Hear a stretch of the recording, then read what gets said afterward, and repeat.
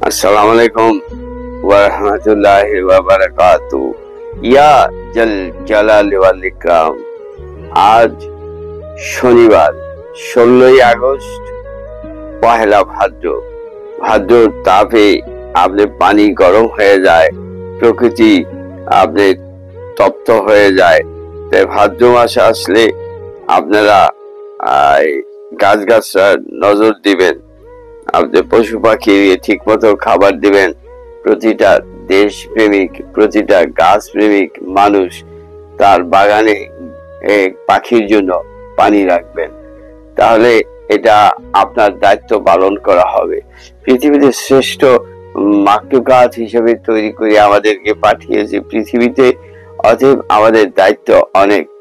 আমি খেলাম, আমি ঘুমাইলাম, তা হবে না। আমার আশেপাশে প্রকৃতি, প্রতিবেশী